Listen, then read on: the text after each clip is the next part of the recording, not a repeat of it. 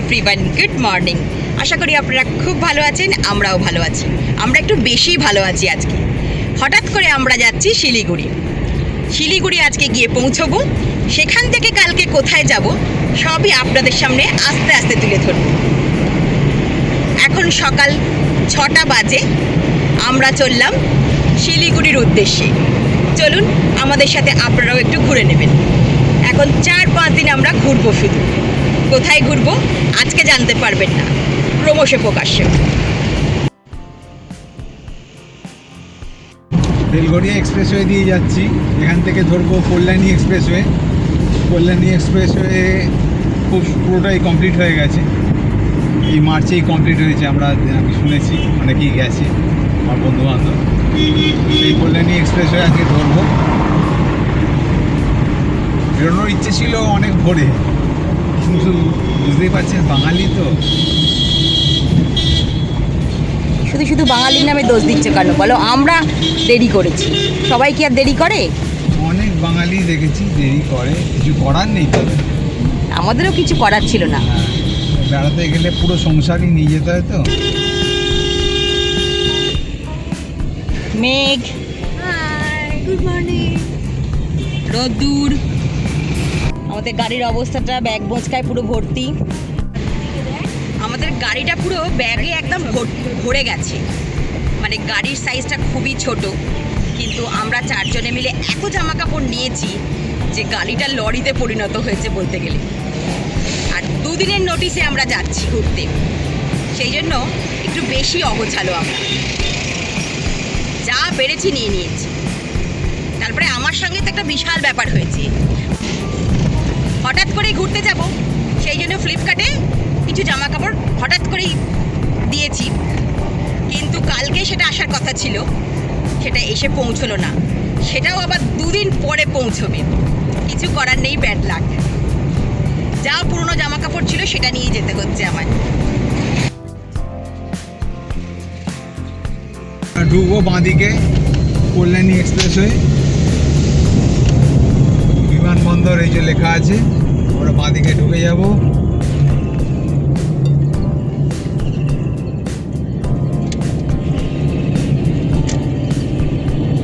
এই উপরের রাস্তা ধরে, এটা নতুন রাস্তা, তাই তো? নতুন ব্রিজ।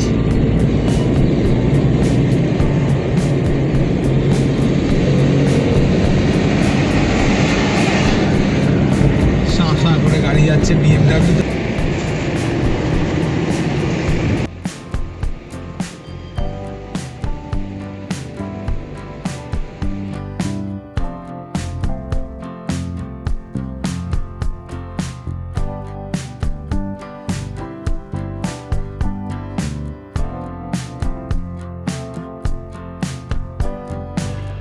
এখানে কিন্তু টোল দিতে হচ্ছে না, কারণ এটা পুরোপুরি এখনো তৈরি হয়নি।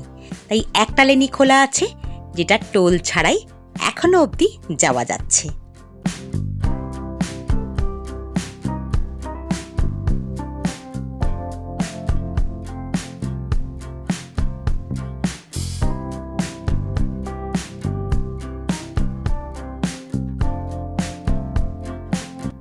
গাড়ি নিয়ে অনেকবার পুরী গেছি, কিন্তু শিলিগুড়ির রাস্তায় আমরা গাড়ি নিয়েই প্রথমবার যাচ্ছি।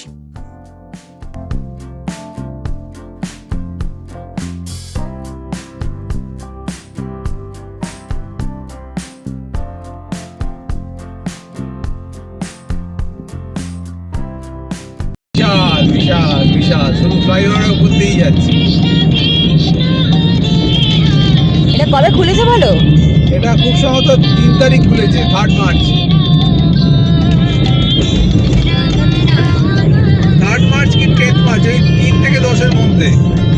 গাড়ি নিয়ে দূর দূরান্তে যেতে আমি খুব ভালোবাসি। নিজে তো ড্রাইভ করতে পারিই না, সবটাই কর্তার উপর ছেড়ে দিয়েছি। আর আমার সব থেকে ভালো লাগে গাড়ি করে যাব, জানলা দিয়ে প্রকৃতি দেখব। আমার কর্তামশাই গাড়ি চালায়, আর ঠিক পাশের সিটটায়, মানে আমাকে সামনে বসতে দিতেই হবে। আর যত দূর চোখ যায় সেই দৃশ্যটা দেখব, কি যে ভালো লাগা কি বলবো।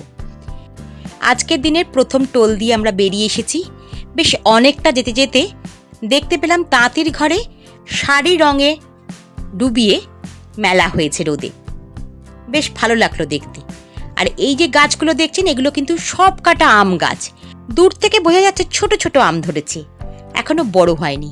কথা বলতে বলতে সেকেন্ড টোল দেওয়ারও সময় এসে গেছে। মোটামুটি আমাদের শিলিগুড়ি যেতে 1000 টাকার মধ্যে টোলটা পড়বে। 700 থেকে 1000 টাকার মধ্যেই টোলটা সম্পূর্ণ হবে বলে মনে হয়।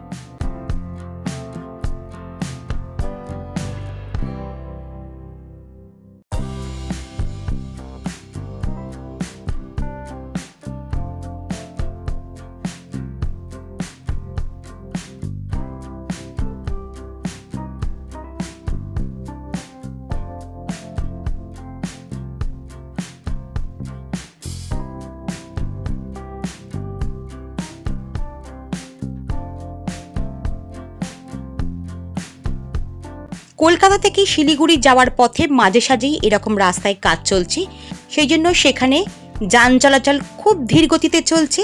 তাই আমাদেরও পৌঁছতে কিন্তু বেশ দেরি হবে বলেই মনে হচ্ছে, কারণ দুধারে শুধু মাটি আর বালি, রাস্তা নেই বললেই চলে। খুব কষ্ট করেই কিন্তু গাড়ি নিয়ে এই জায়গাগুলোয় পার করতে হচ্ছে। খুব যদি ভুল বলে না থাকি, এটা সম্ভবত দেবাগ্রামের ওপর দিয়ে আমরা যাচ্ছি।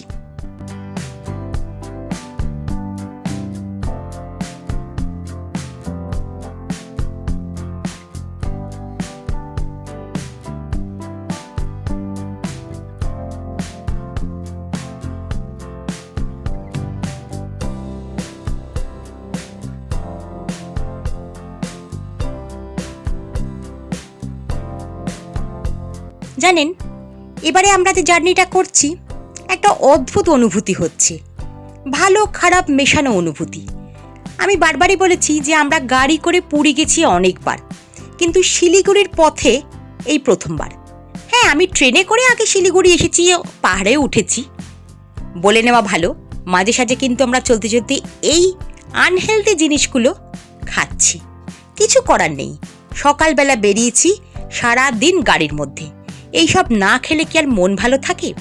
যেটা বলছিলাম, এবারের জার্নিটা একটু ভালো মন্দ মেশানো, ঠিক সঠিক অনুভূতিটা আমি আপনাদের বোঝাতে পারছি না। অদ্ভুত একটা অনুভূতি। মানে আজকে তো আমরা শিলিগুড়ি গিয়ে পৌঁছবো, কালকে আমরা পাহাড়ে উঠবো। আপনারা এতক্ষণ থাম্বনেল দেখে বুঝেই গেছেন আমরা কোথায় যাচ্ছি, তাই বলাই ভালো যে আমরা দার্জিলিং যাব, আবার নিজের গাড়ি করে, এবং কর্তামশাই চালাবে। যে চিরকাল সমতলে গাড়ি চালিয়ে এসেছে, সে কি পাহাড়ে ঠিকঠাক উঠতে পারবে? এই রকম কিছু প্রশ্ন মনের মধ্যে সব সময় ঘুরপাক খাচ্ছে। হয়তো উঠে যাবে, কিন্তু ভয় একটা থেকে যায়, ওই কিন্তু একটা ব্যাপার। আবার পারিপার্শ্বিক সকলে যখন বলে এটা কি ঠিক হচ্ছে পাহাড়ে ওঠা, আমি বলবো মনে যদি সাহস থাকে বেরিয়ে পড়ুন, কিচ্ছু হবে না। ঠাকুর সহায় থাকলে সব কিছু হয়। নিজের পজিটিভ এনার্জিকে কাজে লাগান। অনেক দিনের ইচ্ছে ছিল এই ফারাক্কা গাড়ি নিয়ে যাবো, ফারাক্কা ব্রিজ ক্রস করব। আজকে এই স্বপ্নটা সত্যি সত্যি আমি যে মানে চিন্তাই করতে পারছি না। ওই নতুন ব্রিজটা, ওটা চালু হয়নি এখনো, তবে এই মধ্যে চালু হয়ে যাওয়ার কথা শুনছিলাম। আশা করছি সামনের বছর যখন আসবো, সামনের বছর না, আবার যখন সামনের বারে আসবো আপনাদের দেখাতে পারবো নতুন ব্রিজটা। বহুবার ট্রেনে করে যাওয়ার সময় এই ফারাক্কা ব্যারেজটা দেখতে পেয়েছি। আজকে গাড়ি করে যাচ্ছি যখন, আরও যেন স্পষ্ট দেখা যাচ্ছে। কারণ ট্রেনে করে যতবারই শিলিগুড়ির দিকে গেছি, রাতের বেলায় এইখান দিয়ে যাতায়াত করেছি। আজকে সকালবেলা ব্যারেজটা দেখে বেশ ভালো লাগছে।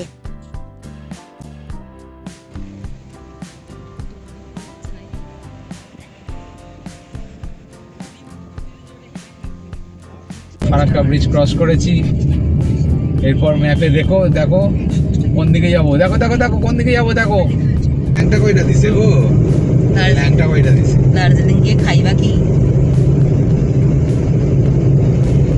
দেখো দি কোন দিকে যাই।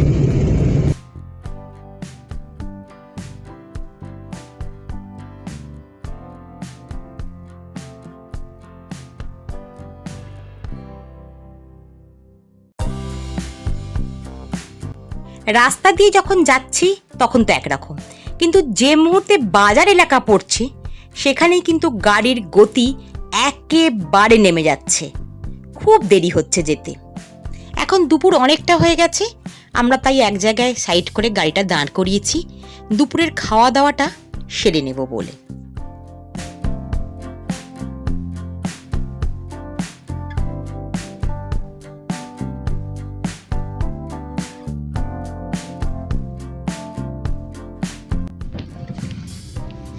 আজকের আমাদের দুপুরের লাঞ্চ লুচি আর আলুর দম বাড়ি থেকে করে নিয়ে এসেছি। বাইরের খাবারটা খাবো না বলে। ভাই ধর ভাই, রোদ্দুরকে ধুয়ে দে, আস্তে ধরবি।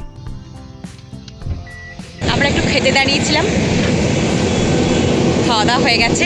বাড়িতে কিন্তু খাবারটা করে নিয়ে এসেছিলাম, তাই একটু পাটা ছাড়িয়ে নিচ্ছি। এখনো অনেকটা দেরি আছে যেতে পৌঁছতে। অনেক সকালে বেরিয়েছি তো আর ভালো লাগছে না, একঘেয়েমি লাগছে।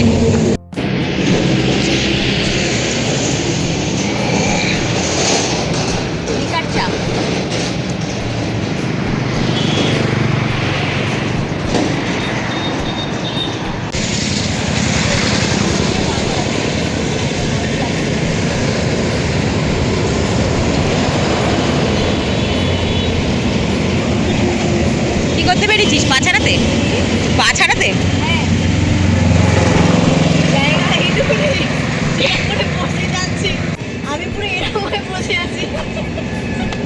চ চ চ হয়েছে, চ গাড়িতে ওঠ। অনেকক্ষণ দাঁড়ানোর পর আমরা কিন্তু আবার রওনা দিয়ে দিয়েছি। অনেকটা পথ কিন্তু আমাদের পেরোতে হবে।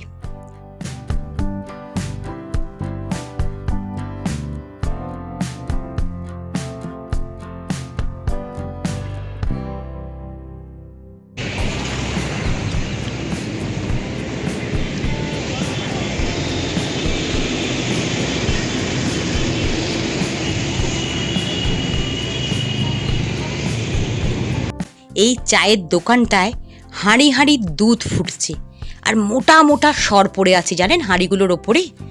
দেখে যে কি ভালো লাগছে কি বলবো। এই ছোট্ট আম গাছটায় দেখুন ছোট্ট ছোট্ট আম ধরেছে, হাতে করেই পারা যাবে। আমরা একটু চা খেতে নেমেছি, আর রাস্তা যেন ফুরোচ্ছে না। চা খাই।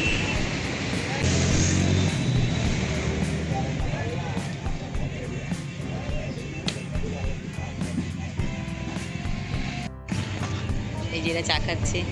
কাকে ফোন করছিস রে? কেন? চা খাওয়া হয়ে গেছে, আবার রওনা দিই। এখন বাজে বিকেল 4টে, এখনো পৌঁছতে ঘন্টা 2 সময় লাগবে। চলুন যাওয়া যাক। আজকে যাওয়ার পথটা কিন্তু বেশ সুন্দরই ছিল বলতে গেলে। হ্যাঁ, কিছু জায়গায় কাজ হচ্ছে, সেখানটার ভয়াবহ অবস্থা, কিন্তু বাদবাকি রাস্তাগুলো দেখলে সত্যি লং ড্রাইভে না গিয়ে থাকা যাবে না। যারা সত্যি সত্যি গাড়ি চালাতে ভালোবাসেন তাদের আমি অনুপ্রাণিত করব, আপনারা গাড়ি নিয়ে বেরোন, পাহাড় সমতল যেখানে পারেন ঘুরে বেড়ান। অবশ্যই নিজের ইচ্ছাটাকে জোর দিন। নিজের ইচ্ছাটাকে বাঁচিয়ে রাখাটাই কিন্তু আসল কথা। নিজের ইচ্ছাকে বাঁচিয়ে রাখলে নিজেরা অনেক বেশি ভালো থাকি আমরা।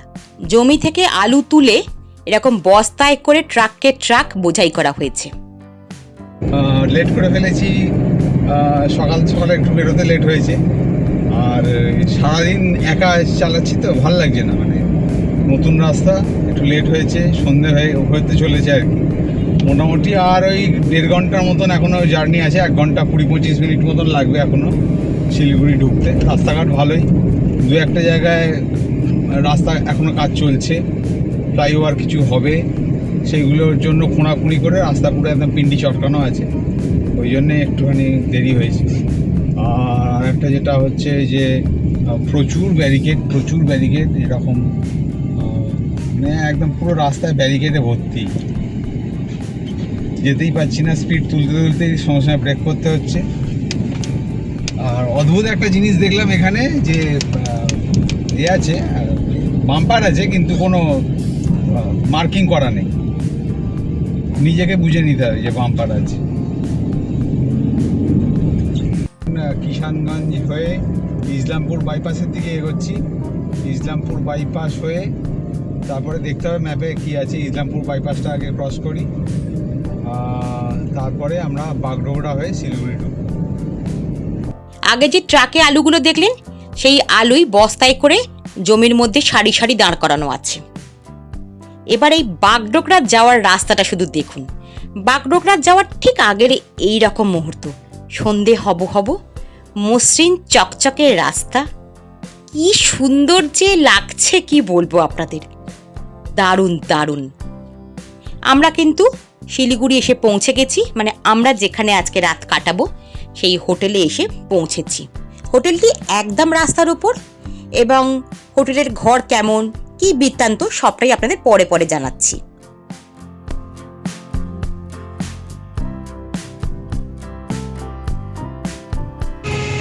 অবশেষে আমরা শিলিগুড়ি এসে পৌঁছেছি। এখন রাত্রি 8টা বাজে। আমরা হোটেলে ঢুকেও পড়েছিলাম, এই যে এটাও চলে এসেছে।